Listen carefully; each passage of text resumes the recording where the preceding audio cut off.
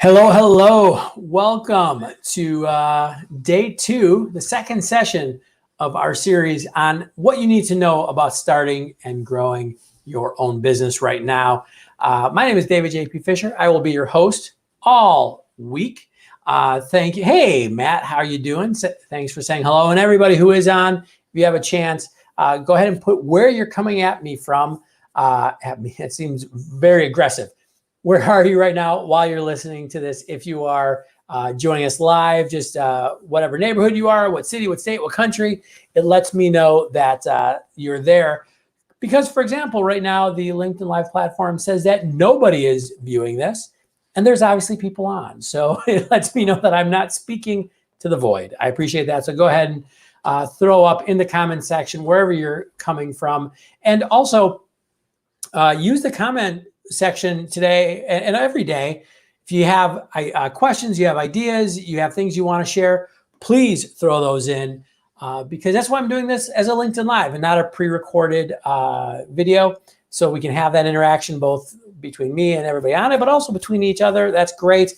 Hey, Phil, thanks for joining me from the beautiful neighborhood of Highland Park, Illinois. Hey, Robert, great to see you again. Thanks for joining me. I'm really excited about this topic. I'm excited about diving in not only to share the topic with you right now, obviously to share this with everybody who's watching the recordings, but also to have this recording and to make it, because I think it's a topic that doesn't get talked a lot about within the context of small businesses, especially solopreneurs, freelancers, people that are running their own show. And I want to talk about money today. And what I really want to talk about is maybe some different mindsets towards driving the financial part of your business.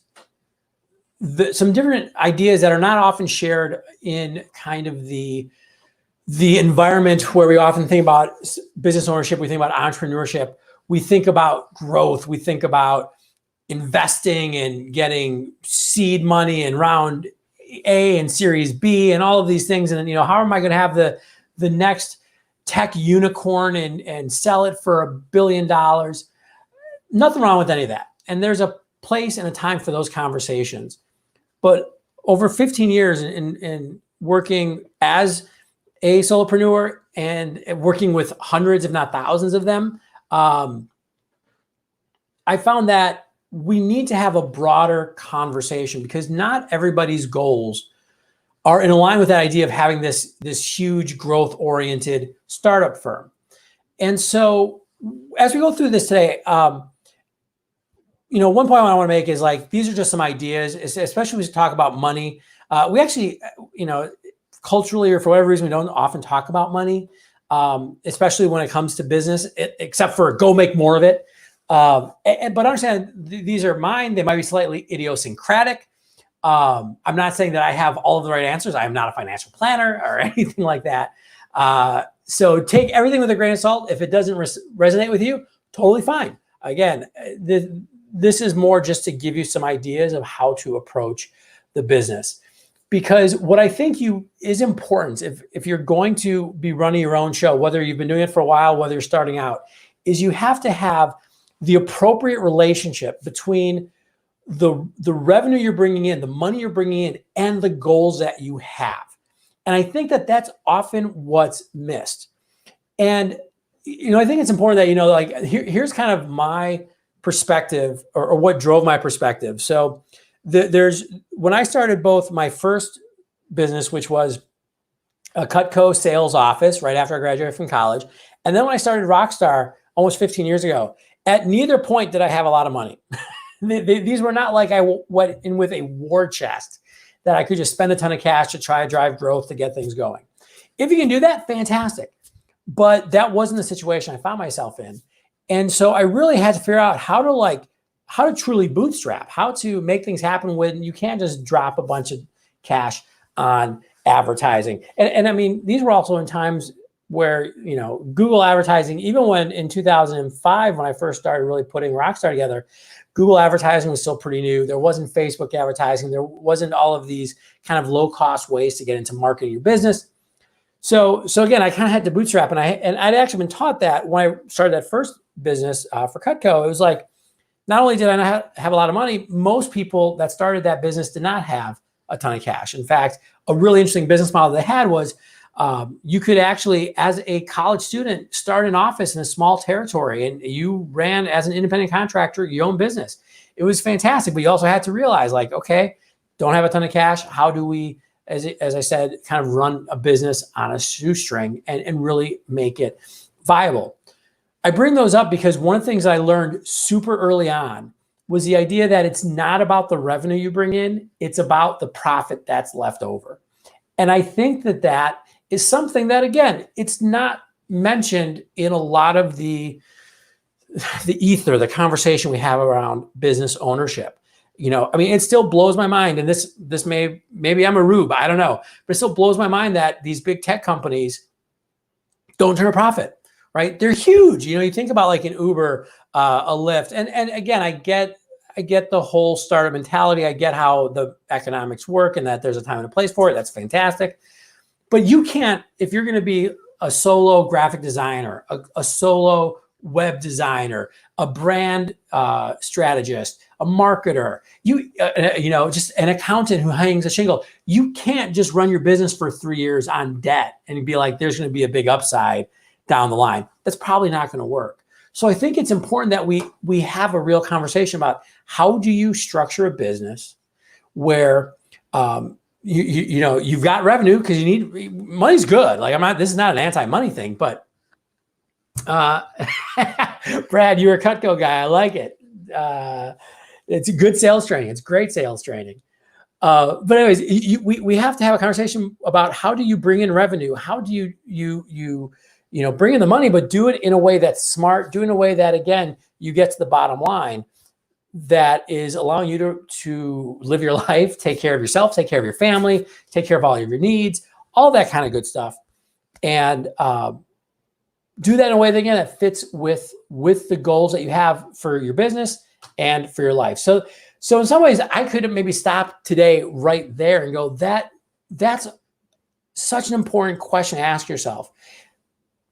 The things that I spend money on in my business, are they actually leading to revenue, to profit, or just to revenue? Because, you know, hey, if you have a $10,000 marketing campaign that brings you in $10,000 of revenue, you're out. I mean, you're even money wise, and you're actually out the time and energy and attention you spent there. Now, understand, does this mean that you should be cheap? No, I'm not saying just to be cheap for cheap's sake. Does it mean you should be frugal? 100%. And I'm not even the most frugal person I know, but I've become very frugal. And again, it's not because I don't like nice things. I don't want to spend money. I don't want to spend money on things that are important. But I see so many people starting businesses, and I've seen this over the years, where they literally are throwing thousands of dollars away on stuff that doesn't bring money back. So here's I guess a couple of takeaways I'm gonna share with you. Number one, every dollar you spend, you don't have. It sounds obvious, right? But we don't often run our businesses that way. I had a mentor early on share with me something that stuck with me. You can't eat overhead. So any overhead you're spending in your business is money that you don't have. And the reality is, if you're a small business person, you are literally taking money away. Like, if I write a check for something, yes, there's my business account and my personal account, but the money from my personal account, you know, depends on how much profit I have in my business, right? So understand that having, for example, like a fancy office, or having, you know, a really expensive website design, or having a really pretty brand, doesn't necessarily matter, right? It's, again, what helps you drive more revenue in a profitable way. And the corollary to that is going to sound like it's the opposite, but it's not, is spend money on things that are important. So what do I mean by that? Yes, you know, be very, very conscientious about putting money into anything. But when you consider it and you do some research, if the answer you get is, hey, I should spend money on it, do that. two examples that popped in my head when I was thinking about this is my editors I've worked with in the past, and my accountants.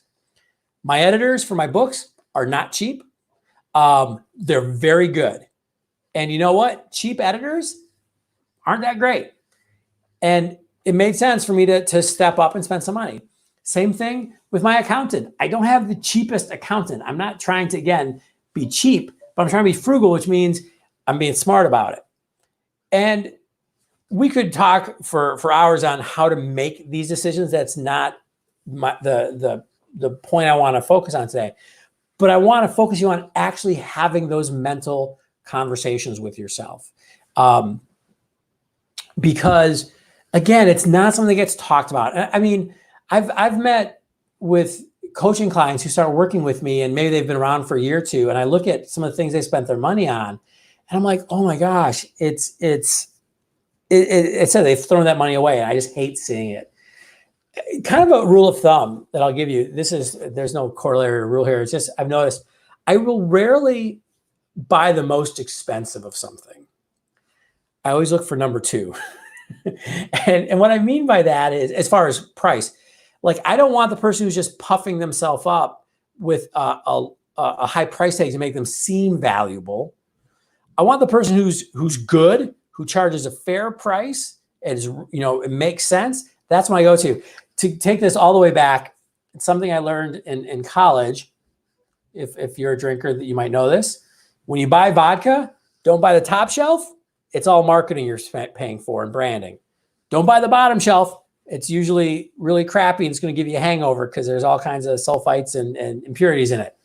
Mid shelf, right? You're paying a little bit of money so you don't get the garbage, but you're not paying for the marketing, right? You're just paying for good quality alcohol. I don't think I would ever, that's not in the outline. It's not one that, a metaphor that I would often use, but it's actually pretty accurate here.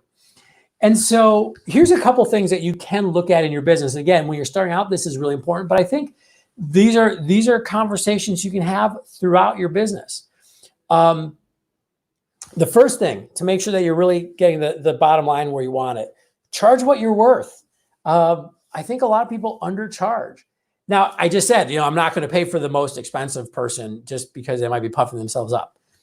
That's true, but most professionals don't really charge what, especially if you're independent, don't charge what they should.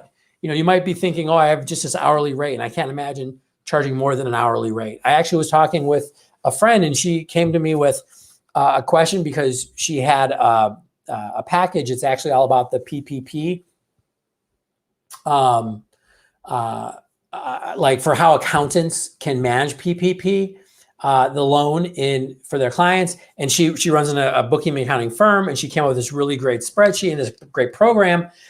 And she was going to sell to somebody. And she's like, well, maybe I should just charge this or this. I was like, no, you charge like this, because that's what it's actually worth to them. Right. And you don't have to like nickel and dime it. And she was like, oh, that's an interesting way of approaching it. I was happy to find out that she did just that, charged a lot more than she was first planning. And the prospective client was like, heck yeah, that sounds great. Again, this is a whole other conversation we could have, but really just examine and feel free to reach out to me, talk to somebody else who maybe even, who's like an accountant or knows small business pricing, and go, am I really charging what I need to? Because some people, especially like if you're going out on your own for your first time, you might go, well, my hourly rate at my last job was $22 an hour. That's what I was getting paid. So I'm going to just charge $25 and I'm feeling like I get a promotion. But remember, you've got all these other expenses you have to take into account that your old employer was probably charging for, right? Rent and software licenses and health insurance, all that stuff. So make sure you're including that in your pricing. So again, another conversation, but I think that's really important.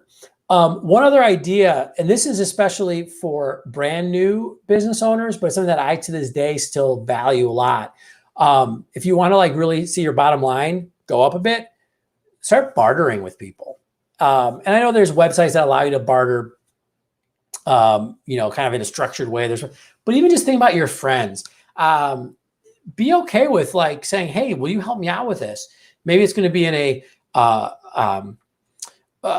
more of I'm trying to think, like an informal way. Like I have one of my really good friends, Rob Hazen's an amazing video editor and videographer. And over the years, he's helped me do different stuff and work on different projects. I've been able to help him with stuff. Again, it's just very informal. I mean, that's fine, but there might be somebody who it's a little more formal. I've traded business coaching services and speaking services for graphic design, for brand help, for all kinds of help, and be okay with that. Because again, that helps that person who you're bartering with, helps them, their bottom line, and helps yours as well. All right. But there's a couple other places I think that you can really start to examine how you're spending money and do it in maybe a little more intelligent way. The first, and this is going to be more for if you're just starting out or you're pretty new, is be very cognizant of the money you're spending for business organization. And what do I mean by that? The legal structure of your business, whether you're an LLC or an S Corp, or you're going just as a sole proprietor, there are pluses and minuses to all of those things. And I'm not going to say that I'm a qualified person to walk you through that process. Talk to somebody who is before you make a step. You know, Rockstar Consulting didn't get incorporated right away because honestly, we didn't make enough money for it to make sense because there's expenses, there's costs. Now, yes, there's also some legal protections. So that's why I'm saying talk to an expert, but don't jump willy-nilly into just because you have ink after your name doesn't mean you're a company. That conception of you as a business, the moment you kind of hang your shingle, you're legit, right? I'm giving you that legitimacy. Yes, there are some tax ramifications to technically incorporate it, some legal ramifications. Talk to an expert. But don't feel you need to go and do that. In the same way, don't feel that you need to go spend $1,000 on a brand, design before you can get started. I've seen people do that. Spend more than $1,000 to get started. Go on Fiverr and get a $5 logo. Maybe not $5. You can tell when they're the $5 ones, but you can do your branding inexpensively to get started with.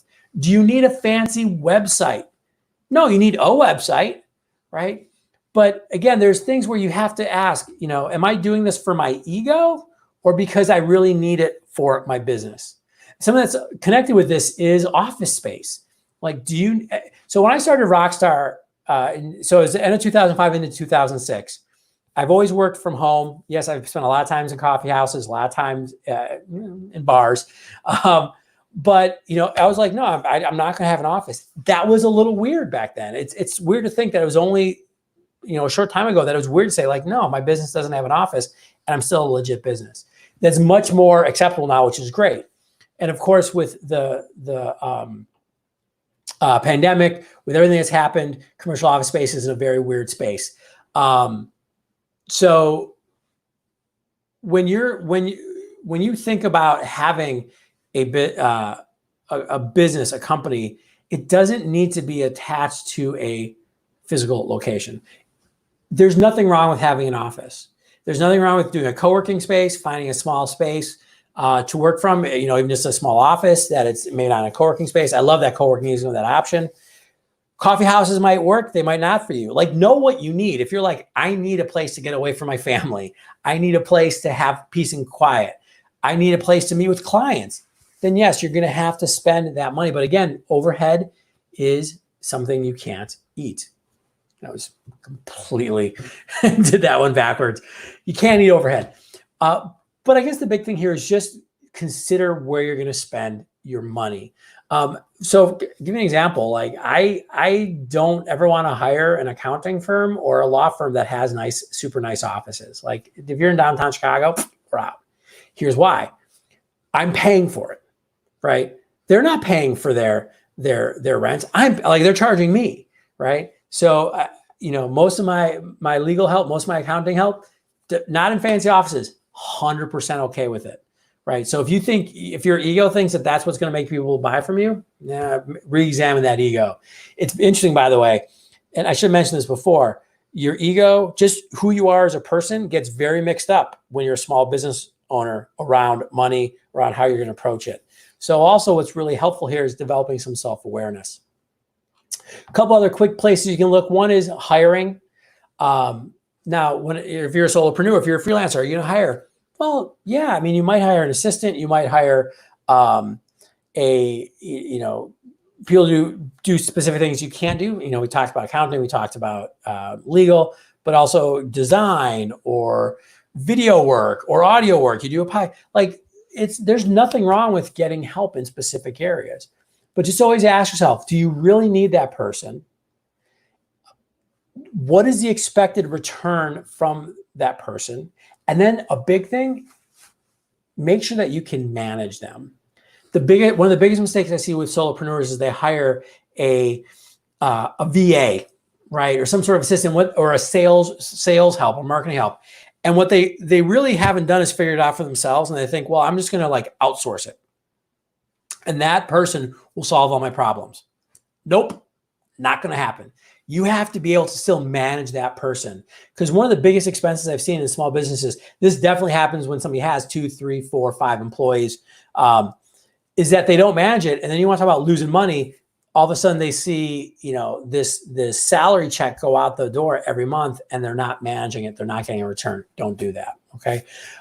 Branding. I kind of mentioned this before. And by the way, branding help, marketing help, design help is important. I'm not saying it's not. I mean, I know there's some great marketing and branding people on this call, and you're fantastic. I'm not saying that you're not at all, but I do think that all of us as business owners should really know what we're trying to get out of it, right? So yes, you might not need $1,000 logo, but maybe it's a couple $100 logo, or maybe it is worth doing a complete brand update, on a visual level, or maybe you need to talk to somebody who will help you because you're not good with words, right?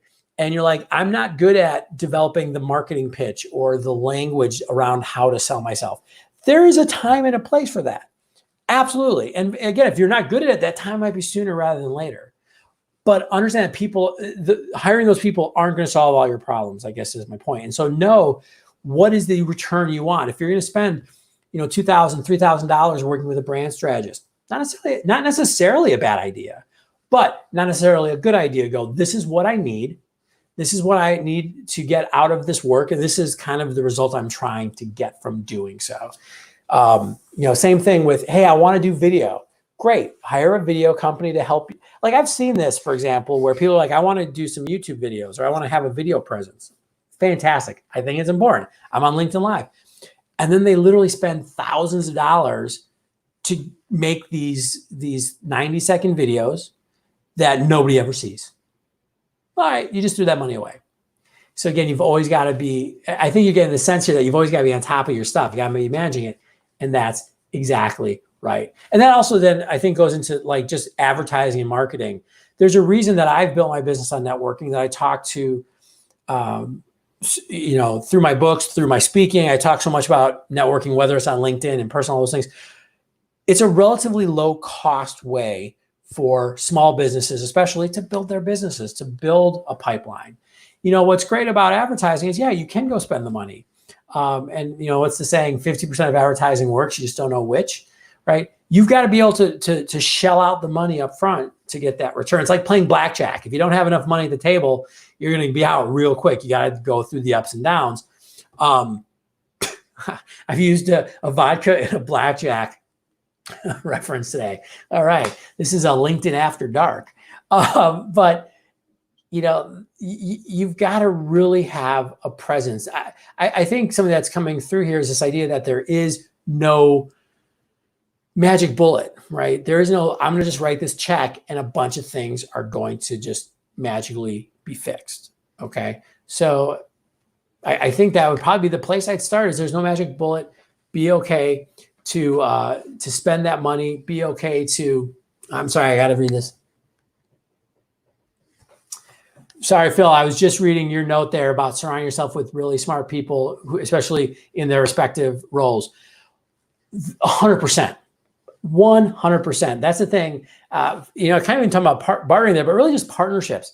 Find people who are really good. Accounting, like everything we've been talking about, accounting, law, design, brand strategy. Like, that's why I love networking. I mean, just because it gives you a chance to meet those really smart, awesome people and pay them what they're worth. Don't try to, that's why I'm saying, don't be cheap. Don't be like, I want to get somebody who's worth $150 an hour. I'm just going to try, I'm see if they'll take 50. Not at all, but just know that that $150 an hour person is what you need in that situation.